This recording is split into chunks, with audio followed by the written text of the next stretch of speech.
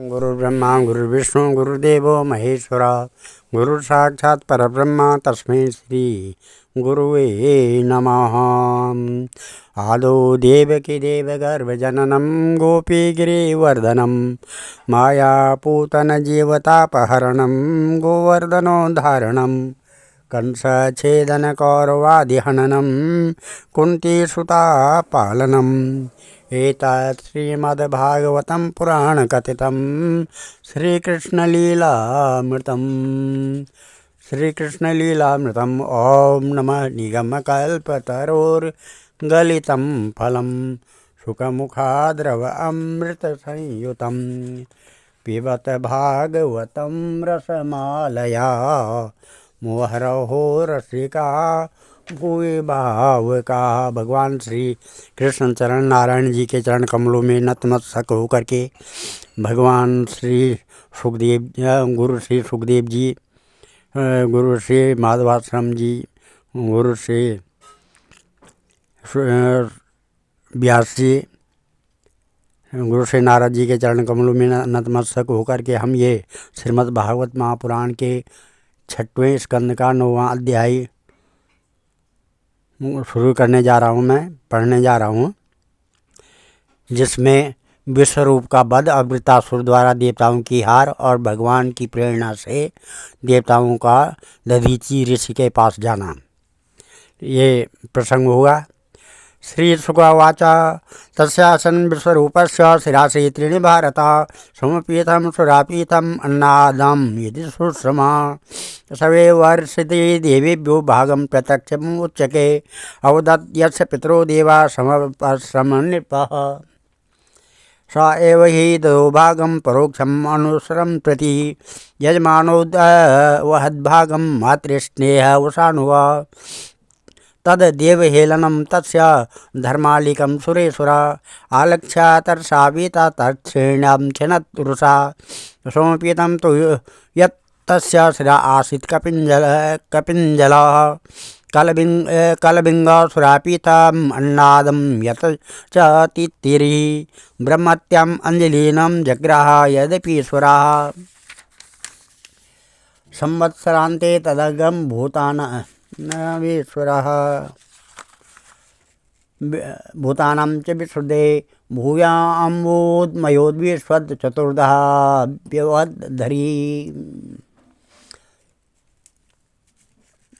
श्री सुखदेव जी कहते हैं, परीक्षित, हमने सुना है कि विश्वरूप के 3 सिर थे। वे एक मुंह से सोमरस तथा दूसरे से सुरा पीते थे और तीसरे से अन्न खाते थे। उनके पिता त्वष्टा आदि 12 आदित्य देवता थे, इसलिए वे यज्ञ के समय प्रत्यक्ष रूप में ऊंचे स्वर से बोलकर बड़े विनय के साथ देवताओं को आहुति देते थे। साथ ही वे छिप छिप कर असुरों को भी आहुति दिया करते थे। उनकी माता असुर कुल की थी, इसलिए वे मातृ स्नेह के वशीभूत होकर यज्ञ करते समय उस प्रकार असुरों को भाग पहुंचाया करते थे। देवराज इंद्र ने देखा कि इस प्रकार वे देवताओं का अपराध और धर्म की ओट में कपट कर रहे हैं।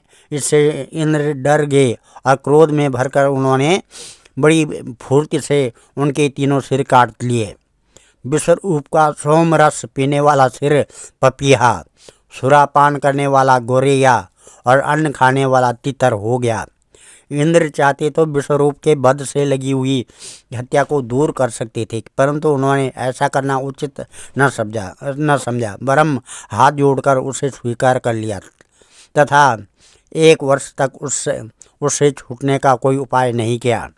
तदनंतर सब लोगों के सामने अपनी शुद्धि प्रकट करने के लिए उन्होंने अपनी ब्रह्महत्या को 4 हिस्सों में बांटकर पृथ्वी, जल, वृक्ष और स्त्रियों को दे दिया। भूमिस्तुरीयं जग्राह खातपूर्वेण वे इरीणां ब्रह्महत्याया रूपं भूमौ प्रदृश्यते। तूर्यं छेदविरोहेण वरेण जग्रे उद्रमा तेषां निर्यातस्वरूपेण ब्रह्महत्या प्रदृश्यते। शश्वत्कामवरेणाहस्तुरीयं जगृहश्रिय रजोरूपेण तस्वाहं मासि मासि प्रदृश्यते। द्रव्यभूयो वरेणापस्तुरीयं जागृहं मलं तासु बुधे फेनायं दृष्टं तद्धरति क्षिपन्। हतपुत्रस्ततस्त्वष्टा जुहावेन्द्राय शत्रवे इन्द्रशत्रो विवर्धस्व माचरं जाय विद्विषदम्। अथान्वाहार्य पश्चिन्नात् उत्थितो घोरदर्शनं कृतान्त इव लोकानां युगान्त समये यथा विश्वविवर्धनमानं तमेषोपमात्रं दिने दिने दग्धशैलप्रतीकाशं सन्ध्याभ्रानीकवर्चसं तप्तताम्राशिखाश्रम् अश्रुं मध्याह्नम् उग्रलोचनं देदीप्यमाने त्रिशके शूलम् आरोप्य रोदसी नृत्यन्तम् उन्नदन्तं च चालयन्तं पदामयीं दरी गंभीर वक्त्रेण पीता च नभस्थलं नेता जीवयक्षिणी ग्रसता भुवनत्रयं महता रौद्रदृष्टेन जिह्वाणं मुहुर्मुहुर्वित्रस्ता दुद्रुर्वरलोका भिक्ष सर्वे दिशो दश येनावृतो इमे लोका तमसा त्वाष्टमूर्तिनां सवेवृता इदं प्रोक्ता पाप परमदारुणा तं निजाघ्रूर्भिरद्रुत्या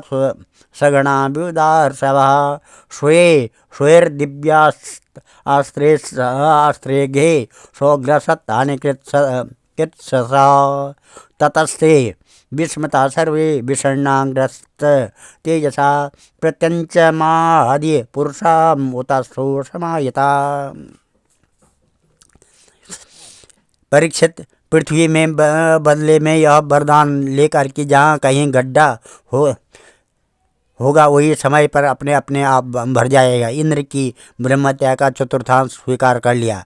वही ब्रह्महत्या पृथ्वी में कहीं कहीं ऊसर के रूप में दिखाई पड़ती है। दूसरा चतुर्थांश वृक्षों ने लिया। उन्हें यह वर मिला कि उनका कोई हिस्सा कट जाने पर फिर जम जाएगा।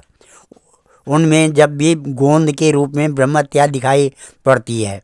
स्त्रियों ने यह वर पाकर के वे मर्यादा सर्वदा पुरुष का सहवास कर सके ब्रह्महत्या का तीसरा चतुर्थांश स्वीकार किया। उनकी ब्रह्महत्या प्रत्येक महीने में रज के रूप में दिखाई पड़ती है। जल ने यह वर पाकर कि खर्च करते रहने पर भी निर्जर आदि के रूप में तुम्हारी बढ़ती ही होती रहेगी। ब्रह्महत्या चौथा चतुर्थांश स्वीकार किया। फेन बुद्ध आदि के रूप में वही ब्रह्महत्या दिखाई पड़ती है। अतएव मनुष्य उसे हटाकर जल ग्रहण किया करते हैं। विश्वरूप की मृत्यु के बाद उनके पिता त्वष्टा है इंद्रशत्रु तुम्हारी अभिवृद्धि हो और शीघ्र से शीघ्र तुम अपने शत्रु को मार डालो। इस मंत्र से इंद्र का शत्रु उत्पन्न करने के लिए हवन करने लगे। यज्ञ समाप्त होने पर अन्वार्य पचन नामक अग्नि दक्षिणाग्नि से एक बड़ा भयावना दैत्य प्रकट हुआ। वह ऐसा जान पड़ता था मानो लोगों का नाश करने के लिए प्रलयकालीन विकराल काल से ही प्रकट हुआ हो। परीक्षित, वह प्रतिदिन अपने शरीर के सब ओर बाण के बराबर बढ़ जाया करता था। वह जले हुए पहाड़ के समान काला और बड़े डील डौल था।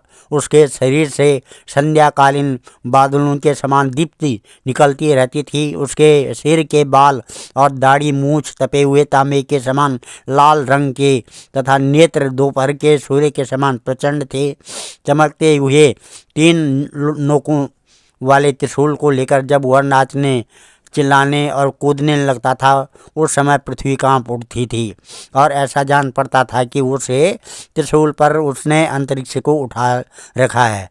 वह बार बार जम्बाई लेता था। उसे जब उसका कंदरा के समान गंभीर मुंह खुल जाता तब जान पड़ता कि वह सारे आकाश को पी जाएगा, जीभ से सारे नक्षत्रों को चाट जाएगा और अपनी विशाल एवं विकराल दाढ़ों वाले मुंह से तीनों लोगों को निगल जाएगा। उसके भयावने रूप को देखकर सब लोग डर गए और इधर उधर भागने लगे। परीक्षित, त्वष्टा के तमोगुणी पुत्र ने सारे लोगों को घेर लिया था, इसी से उस पापी और अत्यंत क्रूर पुरुष का नाम वृत्रासुर पड़ा। बड़े बड़े देवता अपने अपने अनुयायियों के सहित एक साथ ही उस पर टूट पड़े तथा अपने अपने दिव्य अस्त्र शस्त्रों से प्रहार करने लगे, परंतु वृत्रासुर उनके सारे अस्त्र शस्त्रों को निगल गया। तो अब तो देवताओं के आश्चर्य की सीमा न रही, उनका प्रभाव जाता रहा। वे सब के सब दीनहीन और उदास हो गए तथा एकाग्र चित्त से अपने हृदय में विराजमान आदि पुरुष श्री नारायण की शरण गए।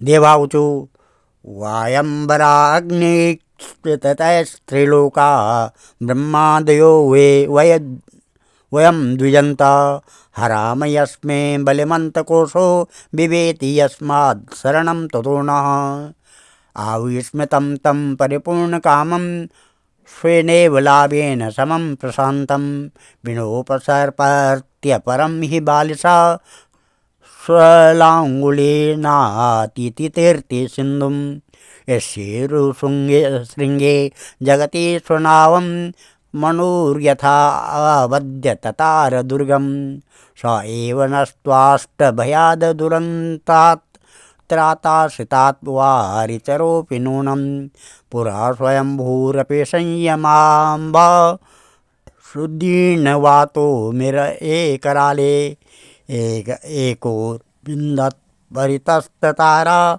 तस्मात् भयात् येन शनौस्तपारा य एव ईशो निजमायया न ससर्ज येनानुसृजाम विश्वं वयं न यस्यापि पुरा समीहता पश्याम लिंगं पृथगीशमानिना यो न सपत्रे विषमर्दमानान् देवर्षितिर्यं नित्य एव कृतावतारास्तनुवी स्वमायया कृतात्तमासात् पतियुगे युगे च तमेव देवं वयमात्मदैवतं परं प्रधानं पुरुषं विश्वमन्यं व्रजाम सर्वे शरणं शरण्यं स्वनाम सयो दास्यति महात्मा।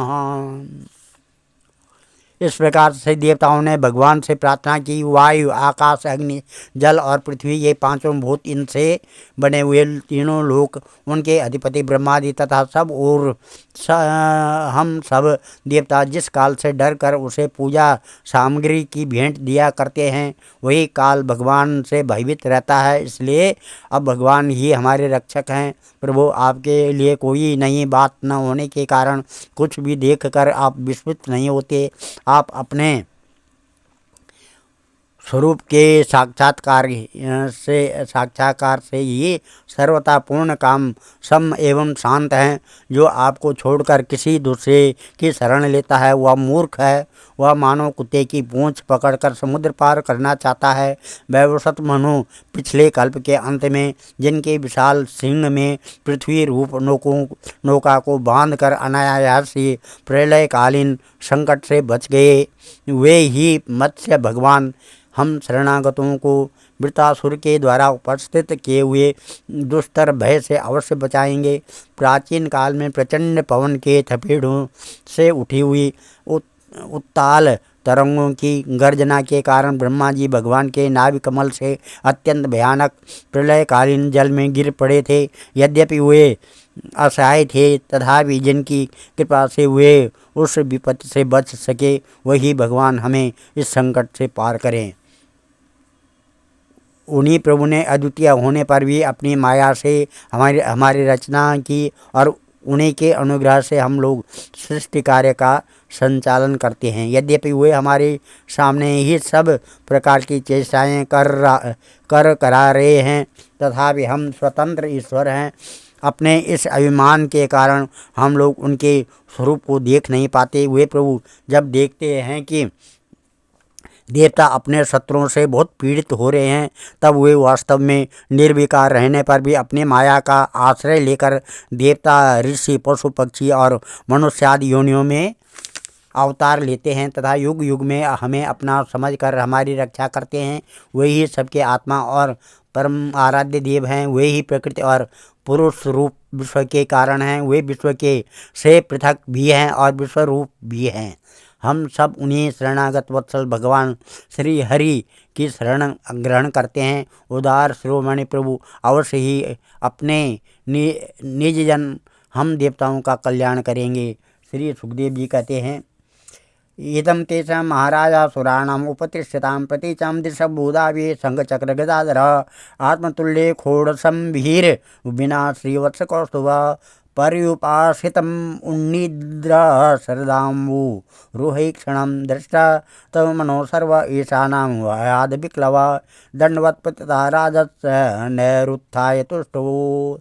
इस प्रकार से श्री सुखदेव जी कहते हैं, है महाराज, जब देवताओं ने इस प्रकार भगवान की स्तुति की तब स्वयं शंख चक्र गदा पद्मधारी भगवान उनके सामने पश्चिम की ओर अंतर्देश में प्रकट हुए। भगवान के नेत्र शरतकालीन कमल के समान खिले हुए थे।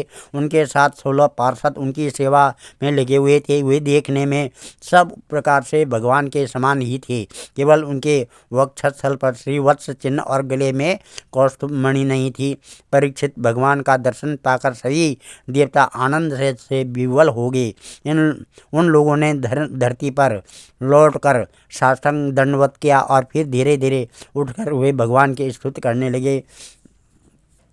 देवाऊचु नमस्ते यज्ञवीर्याय वैसे उतते नमः नमस्ते हस्तचक्राय नमः सुपुरुहूते यत् ते गतीनां तृष्णाम् ईशतो परमं पदं नवार्चनं विसर्गस्य धातुर्वेदितुम् अर्हति। नमस्ते भगवन् नारायण वासुदेव आदिपुरुष महापुरुष भगवान महानुभाव परम मंगल परम कल्याण परम कारुणिक केवल जगदाधर लोकैकनाथ सर्वेश्वर लक्ष्मीनाथ परमहंस परिव्राज के परमेणात्मयोग समाधिना परिभावित परिस्फुट पारम हंस धर्मेणोदघटित तम कपाटद्वारे चित्ते पावृता आत्मलोके स्वयं उपलब्ध निज सुखानुभाव भगवान दूरबोधा इव तवायं विहार योग यद शरणो शरीर इदं वीक्षिता समवाय आत्म एवा विक्रियामाणो सगुणम गुणम सृजसे पास हर्षि अथ यत्र भगवान की किम देवदत्त वधिह गुणा विसर्गपतिता पारतंत्रेण स्वकृत कुशलम फलम उपाददात्य हो सुदात्मानं रामः उपशम शीलम संजर्ष दर्शनम उदास्या इदं युवाव न विदाम न हि विरोम उभयं भगवते परे गणित गुणामये ईश्वरे वनागाय महात्मे अवार्च्य चीन विकल्प वितर्क विचार प्रमाण भाष कुतर्क शास्त्र कलिकांता करणाश्रया उदर वग्रह वंदनां विवादन वसर उपरत समस्त मायामये केवलम् एवात्म मायाम् अंतर्ध्याय को नार्थो दुर्घट एव भवति स्वरूपम उद्भावता समविषम मतीनां मत मनुसरस यथा रजुखंड सर्पादि विध्यम स एव ही पुनः सर्ववस्तुति वस्तु स्वरूप सर्वेश्वर सकल जगत कारण भूत सर्वप्रत्यागात्मत्वात् सर्वगुणा भासोपलक्षित एक पर्यवशेषितः अथ वाव तब महिमा अमृत रस समुद्र विप्रुषा सकृतवलीढ्या स्वमनसि निस्यन्दमानान् वरत सुखेन विस्मारित दृष्ट श्रुत विषय सुखलेशा भाषा परम भागवता एकांतिनो भगवती सर्वभूत प्रिया सुहृद सर्वात्मनि नितरं निरंतरं निर्वृत्त मनसा कथम हवा एते मथन पुनः स्वार्थ कुशला यात्म प्रिय सुहृद साधवा स्वचरणाम्बुजानुसेवां विसृज्यन्ति न यत्र पुनरयं संसार पर्यावर्त त्रिभुवनात्म भवन त्रिविक्रम त्रिनयन त्रिलोक मनोहरानुभाव तत्रैव विभूतया दिति जनु जादयश्चापि तेषाम् अनुपक्रम सामयोमि आपमिति स्वात्ममाया सुर नर मृग मिश्रित जलचराकृति भीर्य था पराधम दंडम दंडधरम ददर्तम एवमेनम अपि भुवंजयि त्वष्टाम उत यदि मन्यसे अस्माकं ताव अवकानां तव नतानां ततावनहं तव चरण नलिन युगल ध्यानानुबद्ध हृदय दिगंबणां स्वलिंग विवरणोत्म आत्म सात्कृतानुमनु कंपानुरंजित विशद रुचिर शिशिर स्मितावलोकेन विगलित मधुर मुखर सामृत कलया चान्तस्तापम अनगार अर्हसि समाहितम अथ भगवन् तवास्माभिरखिल जगत उत्पत्ति स्थित लय निमित्तायामानु दिव्य माया विनोद सकल जीवनकायानाम अंतर्येश बहिरपि च ब्रह्म प्रत्याग स्वरूपेण प्रधान रूपेण च यथा देश कालो दियावसाशिषे तदुपादान फलम्बकं तयानुभवता सर्वप्रत्याय यशाक्षिण आकाश शरीर से साक्षात् परब्रह्म परमात्मा के अन्य व अर्थ विशेष विज्ञापनीय सैद विस्फुलिंगादिवीर्य हिरण्यरेतसा अतएव स्वयं तदु प्रकल्पया अस्माकं भगवता परम गुरोस्तव चरण शत पृच्छद पलाच्छाया विविध बिर्जिन संसार परिश्रमोपशमनि उपस्थितानां वयं यत्कामेनोपस्थिताः अथो ईशजयि त्वाष्टं ग्रसन्तं भुवनत्रयं ग्रस्तानि येन स कृष्ण तेजासां युधानि च।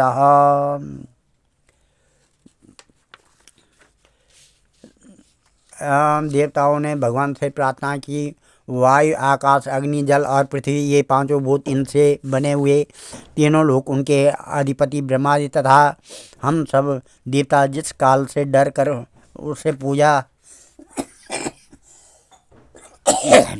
सामग्री की भेंट दिया करते हैं वही काल भगवान के भयभीत रहता है। इसलिए अब भगवान ही हमारे रक्षक हैं।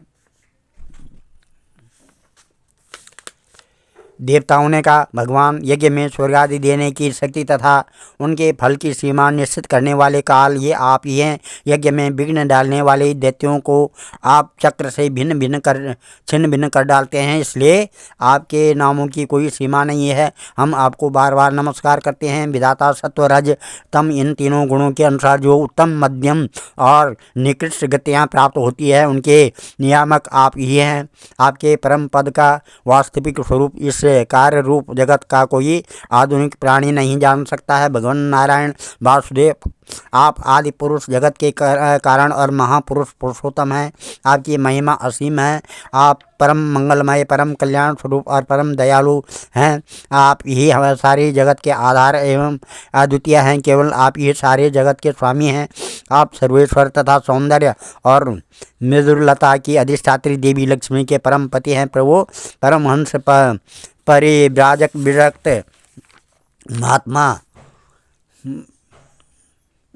महात्मा आत्मसंयम रूप परम समाधि से बलिभांति आपका चिंतन करते हैं, तब उनके शुद्ध हृदय में परमहंस के धर्म वास्तविक भगवत भजन हृदय उदय होता है। इससे उनके हृदय अज्ञान रूप किवाड़ खुल जाते हैं और उनके आत्मलोक में आप आत्मानंद के रूप में बिना किसी आवरण के प्रकट हो जाते हैं और वे आपका अनुभव करके निहाल हो जाते हैं। हम आपको बारंबार नमस्कार करते हैं। भगवान, आपकी लीला का रहस्य जानना बड़ा ही कठिन है, क्योंकि आप बिना किसी आश्रय और प्राकृतिक शरीर के हम लोगों के सहयोग की अपेक्षा न करके निर्गुण और निर्विकार होने पर भी स्वयं ही इस सगुण जगत की श्रेष्ठ रक्षा और संहार करते हैं। भगवान, हम लोग यह बात भी ठीक नहीं समझ पाते कि श्रेष्ठ कर्म से आप देवदत्त आदि किसी व्यक्ति के समान गुणों के कार्य रूप इस जगत में जीव रूप से प्रकट हो जाते हैं और कर्म के अधीन होकर अपने किए हुए अच्छे बुरे कर्मों का फल भोगते हैं, अथवा आप आत्माराम शांत स्वभाव एवं सबसे उदासीन साक्षी मात्र रहते हैं तथा सबको समान दिखते हैं। हम तो यह समझते हैं कि यदि आप में ये दोनों बातें रहें तो भी कोई विरोध नहीं है, क्योंकि आप स्वयं भगवान हैं। आपके गुण अगणित हैं, महिमा अगाध है और आप सर्वशक्तिमान हैं। आधुनिक लोग अनेकों प्रकार के विकल्प, वितर्क, विचार, झूठे प्रमाण और कुतर्कपूर्ण शास्त्रों का अध्ययन करके अपने हृदय को दूषित कर लेते हैं और यही कारण है कि दुराग्रही हो जाते हैं। आप में उनके बाद विवाद के लिए अवसर ही नहीं है। आपका वास्तविक स्वरूप समस्त मायामय पदार्थों से परे केवल है। जब आप उसी में अपनी माया को छिपा लेते हैं तब ऐसी कौन सी बात है जो आप में नहीं हो सकती है। इसलिए आप साधारण पुरुषों के समान कर्ता भोक्ता भी हो सकते हैं और महापुरुषों के समान उदासीन भी। इसका कारण यह है कि न तो आप में कर्तृत्व भोक्तृत्व और न तो उदासीनता ही। आप तो दोनों से विलक्षण अनिवार्य है। जैसे एक ही रस्सी का टुकड़ा भ्रांत पुरुषों को सर्प, माला, धारा आदि के से रूप में प्रतीत होता है, किंतु जानकार को रस्सी के रूप में, वैसे ही आप भी भ्रांति बुद्धि वालों को कर्ता भोक्ता आदि अनेक रूपों में दिखते हैं और ज्ञानियों को शुद्ध सच्चिदानंद के रूप में आप सभी की बुद्धि का अनुसरण करते हैं। विचार पूर्वक देखने से मालूम होता है कि आप ही समस्त वस्तुओं में वस्तु के रूप में विराजमान हैं, सबके स्वामी और संपूर्ण जगत के कारण ब्रह्मा प्रकृति आदि भी कारण हैं। आप सबके अंतर्यामी अंतरात्मा हैं। इसलिए जगत में जितने भी गुण दोष प्रतीत हो रहे हैं उन सब की प्रतियां अपने अधिष्ठान स्वरूप आपका ही संकेत करती है और श्रुतियों ने समस्त पदार्थों का निषेध करके अंत में निषेध की अवधि को रूप में केवल आपको ही शेष रखा है। मधुसूदन, आपकी अमृतमयी महिमा रस का अनंत समुद्र है। उसके नन्हे से शिखर का भी अधिक नहीं है। एक बार भी स्वाद चख लेने से हृदय में नित्य निरंतर परमानंद की धारा बहने लगती है। उसके कारण अब तक जगत में विषय भोगों के जितने भी लेस मात्र प्रतीत मात्र सुख का अनुभव हुआ है या परलोक आदि के विषय में सुना गया है और सब का सब जिन्होंने भुला दिया है, समस्त प्राणियों के परम प्रियतम हितैषी सुहृद और सर्वात्मा आप ऐश्वर्य निधि परमेश्वर में जो अपने मन को नित्य निरंतर लगाए रखते हैं, आपके चिंतन का ही सुख लूटते रहते हैं। आपके अनंत प्रेमी परम भक्त पुरुष ही अपने स्वार्थ और परमार्थ निपुण हैं। मधुसूदन, आपके वे प्यारे और सुहृद भक्त जन भला आपके चरण कमलों का सेवन कैसे त्याग सकते हैं, जिसमें जन्म मृत्यु रूप संसार के चक्कर से सदा के लिए छुटकारा मिल जाता है। प्रभु, आप त्रिलोकी के आत्मा और आश्रय हैं। आपने अपने 3 पगों से सारे जगत को नाप लिया था और आप ही तीनों लोकों के संचालक हैं। आपकी महिमा त्रिलोकी का मन हरण करने वाली है। इसमें संदेह नहीं कि दैत्य दानव आदि असुर भी आपकी ही विभूतियाँ हैं। तथापि यह उनकी उन्नति का समय नहीं है। यह सोचकर आप अपनी योग माया से देवता, मनुष्य, पशु, नरसिंह आदि मिश्रित और मत्स्य आदि जलचरों के रूप में अवतार ग्रहण करते और उनके अपराध के अनुसार उन्हें दंड देते हैं। दंडधारी प्रभु, यदि ऊंचे तो जचे तो आप उन्हीं असुरों के समान इस वृतासुर का विनाश कर दीजिए। डालिए। भगवान, आप हमारे पिता पितामह सब कुछ हैं। हम आपके निजन हैं और निरंतर आपके सामने सिर झुकाए रहते हैं। आपके चरण कमलों का ध्यान करते करते हमारा हृदय उन्हीं के प्रेम बंधन से बंध गया है।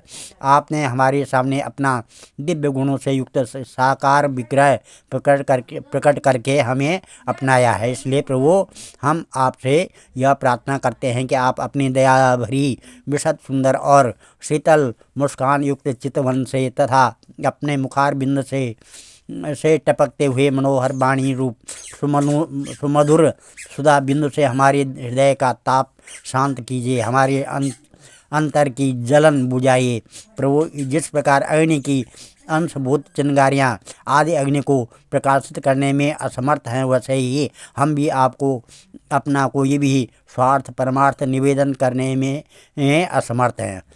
आपने भला कहना ही कि आपसे भला कहना ही क्या है, क्योंकि आप संपूर्ण जगत की उत्पत्ति, स्थिति और लय करने वाली दिव्य माया के साथ विनोद करते रहते हैं तथा समस्त जीवों के अंतःकरण में ब्रह्मा और अंतर्यामी के रूप में विराजमान रहते हैं। केवल इतना ही नहीं, उनके बाहर भी प्रकृति के रूप से आप ही विराजमान हैं। जगत में जितने भी देश, काल, शरीर और अवस्था आदि हैं, उनके उपादान और प्रकाश के रूप में आप ही उनका अनुभव करते रहते हैं। आप सभी वृत्तियों के साक्षी, आप आकाश के समान सर्वगत हैं, निर्लिप्त हैं। आप स्वयं परब्रह्म परमात्मा हैं। अतएव हम अपना अभिप्राय आपसे निवेदन करें, इसकी अपेक्षा न रखकर जिस अभिलाषा से हम लोग यहाँ आए हैं उसे पूर्ण कीजिए। आप अचिंत्य ऐश्वर्य संपन्न और जगत के परम गुरु हैं।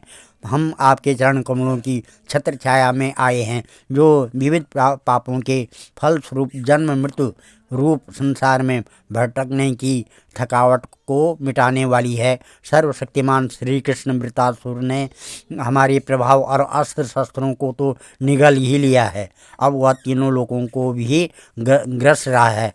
आप उसे मार डालिए। धंसाय दय्य निलयाय निरीक्षकाय कृष्णाय मृष्टा शशे निरूपक्रमाय संसंग्रहाय भवपान्त निजाश्रमाप्ता वन्ते परिष्ट गते हरे नमस्ते। प्रभु, आप शुद्ध स्वरूप, हृदय स्थित शुद्ध ज्योतिर्मय आकाश, सबके साक्षी, अनादि अनंत और उज्ज्वल कीर्ति संपन्न हैं। संत लोग आपका ही संग्रह करते हैं। संसार के पथिक जब घूमते घूमते आपकी शरण में आ पहुँचते हैं, तब अंत में आप उन्हें परमानंद स्वरूप अविश्य फल देते हैं और इस प्रकार उनके जन्म जन्मांतर के कष्ट को हर लेते हैं। प्रभु, हम आपको नमस्कार करते हैं। अथेवामीडितो राजन सादरम त्रिदशे हरि स्वम उपस्थानम आकर्ण्य प्राह तान अभिनंदिति। सुखदेव जी कहते हैं, परीक्षित, जब देवताओं ने बड़े आदर के साथ इस प्रकार भगवान का स्तवन किया, तब वे अपनी स्तुति सुनकर बहुत प्रसन्न हुए तथा उनसे कहने लगे श्री भगवान उवाच प्रीत्योहम व सुरश्रेषा मद उपस्थान विद्या आत्मेश्वर्य स्मृति पुंसां भक्ति सैव मया मयि किम दुरापम मयि प्रीते तथापि भूदर्शभा मयेकान्तमतिर्नान्यं मतो वाञ्छते तत्त्ववित् न वेद कृपणः श्रेया आत्मनो गुणवस्तुदृक् तस्य तन्नीक्षतो यच्छेद यदि सोऽपि यथाविधि स्वयं निःश्रेयसं विद्वान् न वक्त्याज्ञाये कर्म हि न राते रोगिणो पन्थ्या वाञ्छतो हि विषक्तमः मघवन् यात भद्रं वा दद्यान्न मृषे सत्तमं विद्याव्रत तपसारं गात्रं याचत यमाचिरं सवा आदिगतो दध्यं आश्वीभ्यां ब्रह्म निष्कलं यद्वा अश्वशिरो नाम तयोरमर्तं व्यदात् दध्यङ्गार्थवर्ण त्वष्टे वर्मा भेद्य मदात्मकं विश्वरूपाय यत्प्रादात् त्वष्टा यत् त्वमधास्तदा युष्मभ्यं याचतो अश्विभ्यं धर्मज्ञोगानि दास्यति ततस्तेरायुधे श्रेष्ठो विश्वकर्मा विनिर्मिता येन वृत्तशिरो हर्ता मतेज उपप्रीयत तस्मिन् विनयते यूयं तेजोऽस्त्रायुध संपदा भूय प्राक्ष्वत भद्रम ओ न हिंसते चत्पराम।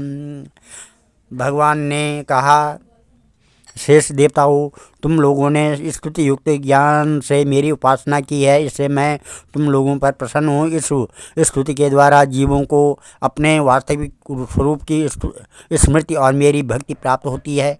देव शिरोमणि यो, मेरे प्रसन्न हो जाने पर कोई भी वस्तु दुर्लभ नहीं हो रह जाती है। तथापि मेरे अनन्य प्रेमी तत्ववेता भक्त मुझसे मेरे अतिरिक्त और कुछ भी नहीं चाहते हैं। जो पुरुष जगत के विषयों को सत्य समझता है, वह ना समझ अपने वास्तविक कल्याण को नहीं जानता। यही कारण है कि यह विषय चाहता है। परंतु यदि कोई जानकार भी उसे उसकी इच्छित वस्तु दे देता है तो वह भी वैसा ही नासमझ है। जो पुरुष मुक्ति का स्वरूप जानता है वह अज्ञानी को भी कर्मों में फंसाने का उपदेश नहीं देता है। जैसे रोगी के चाहते रहने पर भी सद्वैद्य उसे कुपथ्य नहीं देता है। देवराज इंद्र, तुम लोगों का कल्याण हो, अब देर मत करो, ऋषि शिरोमणि दधीचि के पास जाओ और उनसे उनका शरीर जो उपासना, व्रत तथा तपस्या के कारण अत्यंत दृढ़ हो गया है मांग लो। दधीचि ऋषि को शुद्ध ब्रह्म का ज्ञान है। अश्विनी कुमारों का घोड़े के सिर से उपदेश करने के कारण उनका एक नाम अश्वशिर भी है। उनकी उपदेश की हुई आत्मविद्या के प्रभाव से ही दोनों अश्विनी कुमार जीवन मुक्त हो गए। अथर्ववेदी दधीचि ऋषि ने ही पहल मेरे स्वरूप भूत अभेद्य नारायण कवच का त्वष्टा को उपदेश किया था। त्वष्टा ने वही विश्वरूप को दिया और विश्वरूप से तुम्हें मिला।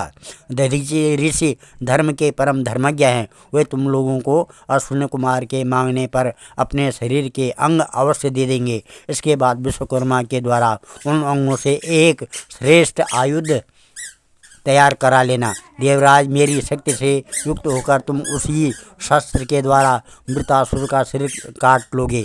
देवताओं, वृतासुर के मर जाने पर तुम लोगों को फिर से तेज अस्त्र शस्त्र और संपत्तियां प्राप्त हो जाएंगी।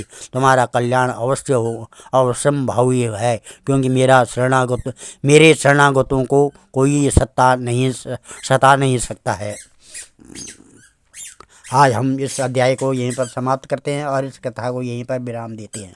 कल 10वां अध्याय देवताओं द्वारा दधीचि ऋषि की अस्थियों से वज्र निर्माण और वृतासुर की सेना पर आक्रमण का प्रसंग होगा। ओम मंगलम भगवान विष्णु मंगलम गरुड़ध्वजा मंगलम पुंडरीकाक्षा मंगलाय तनोहरि मंगलम भगवान शंभु मंगलम वृषभध्वजा मंगलम पार्वतीनाथ मंगलाय शिव शंकर। हम सर्वमंगल मांगल्ये शिवे सर्वार्थ साधिके शरणे त्र्यंबके गौरी नारायणी नमस्तुते।